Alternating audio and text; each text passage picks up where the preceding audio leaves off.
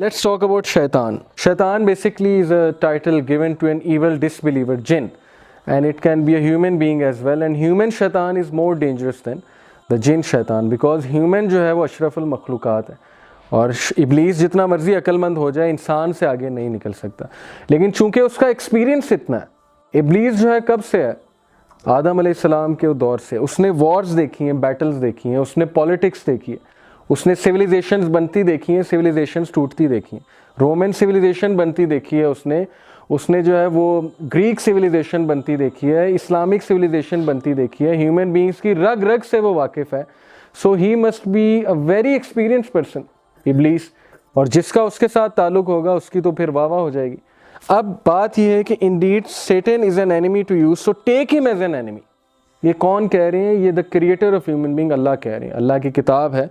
He only invites his party to be among the companions of the blaze, which आया chapter 35 verse number 6। अभी अल्लाह की बात है। So Allah is saying कि take him as an enemy, don't take him as a friend. Surely शैतान is to man a stringent enemy. ये है सूरह बनी इसराइल की कि वो आपका बदतरीन दुश्मन है और आपका पीछा नहीं छोड़ेगा, यानी कि वो हर एक की नेचर से वाकिफ़ है। कुरान हाफिज़ को कैसे ट्रैप करना है he knows, because he has seen a lot of such people. एक ड्रंकार्ड को कैसे ट्रैप करना है, एक ड्रग एडिक्ट को कैसे ट्रैप करना है, एक नमाज़ पढ़ने वाले को कैसे ट्रैप करना है, एक अच्छे इंसान को कैसे ट्रैप करना है, हर इंसान का उसे पता है। दैट्स व्हाई अल्लाह सुब्हानहू व तआला ही इज़ वार्निंग अस कि शैतान जो है उसको सीरियस लेना चाहिए ना, ऐसे क्रिएचर को जो हमारे पीछे पड़ा हुआ है। लोग तो उसकी एग्जिस्टेंस के ही कायल नहीं है। बहुत से लोग हमारे जो ऑब्वियसली लिबरल क्लास है उन्होंने तो इन चीज़ों का इनकार कर दिया, बिकॉज साइंस डजंट से कि शैतान एग्जिस्ट। तो science doesn't say a lot of thing, बहुत सी थ्योरीज जो हैं वो पेंडिंग है। तो किस तरह से आप कह रहे हैं कि जिन्नात नहीं है, एंजल्स नहीं है? You can't say this thing. Allah सुब्हानहू व तआला के पास जो नॉलेज है वो नॉलेज ह्यूमन बींग्स के पास नहीं है। वो रल्म हमें पता ही नहीं है कौन सी रल्म है। सो उसका क्लियर कट इनकार करना ये बेवकूफ़ी है, दिस इज़ फुलिशनेस। सूरह स्वाद की आयत है कि he said my lord give me then respite till the day the dead are resurrected, कि अल्लाह सुब्हानहू व तआला मुझे आप छूट दें और मैं इंसानों को गुमराह करके रहूँगा, क़यामत तक मुझे आप छूट दें। अब स्कॉलर्स यहाँ पे क्या कहते हैं कि इंसान जो है कभी कभी सोचता है कि यार अल्लाह मुझसे बड़े नाराज़ हैं, अल्लाह ने मुझे फॉरसेक कर दिया, मैं तो ड्रिंक करता हूँ, मैं तो ड्रग्स लेता हूँ, मैं तो जिना करता हूँ, ये करता हूँ, वो करता हूँ, मैंने तो कितने लोगों का दिल दुखाया है, ये किया है, वो किया है, सो अल्लाह हैज़ फॉरसेकन मी। वो कहते हैं कि सुभान अल्लाह, लुक हियर, अल्लाह सुब्हानहू व तआला खुला डिसोबीडियंस कर रहा है। शैतान सामने खड़ा है और अल्लाह को देखा हुआ है उसने, अल्लाह ने क्रिएट किया है शैतान को। अज़ाज़ील उसका नाम था और वो बहुत ही नेक जिन था और वो जिनों में बहुत पावरफुल था। अल्लाह ने उसको फरिश्तों का भी जो है सरदार बना दिया था। वो जिन जो है अल्लाह के सामने खड़ा होकर डिसोबीडियंस करता है और अल्लाह से दुआ करता है, अल्लाह कबूल करते हैं। ये दुआ ही है ना, my lord give me respite till the day the dead are resurrected. Allah उसकी बात भी मान रहे। अब ये क्यों मान रहे हैं? तो अल्लाह की हिकमत है। लेकिन उलमा इससे एक बात कहते हैं कि लुक एट हियर, शैतान की बात भी अल्लाह ने रिजेक्ट नहीं की, तो फिर आप तो शैतान जैसे नहीं है ना। What does he want? Firstly सबसे बड़ा सिन कौन सा है अल्लाह सुब्हानहू व तआला के नज़दीक? शिर्क। So his first job is that he wants to involve human beings into शिर्क and he wants to be god on earth and he is trying to be god on earth. How? We will look at it and make human beings worship him and obey him. This is to defy the sovereignty of Allah. उसकी सबसे पहली कोशिश ये है कि अल्लाह की sovereignty को DeFi करे। जहाँ पे अल्लाह सुब्हानहू व तआला का इमेज वो नेगेटिव कर सकता है वहाँ पे वो नेगेटिव करे, लोगों को मुतनफ़र करे अल्लाह से। और उसकी सबसे बड़ी अचीवमेंट ये है, अल्लाह सुब्हानहू व तआला का एक नाम है अस्सलाम। Do you know its meaning? What's the meaning of अस्सलाम? The source of peace and security. अब Allah is the source of security.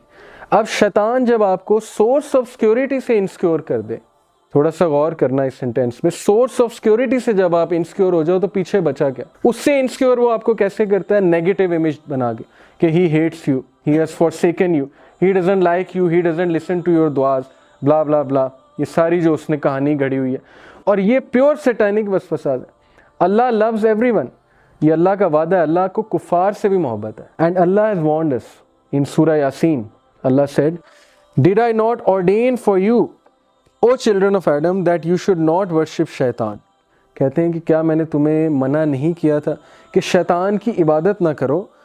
Verily he is a plain enemy to you and indeed he did lead astray a great multitude of you. Did you not then understand?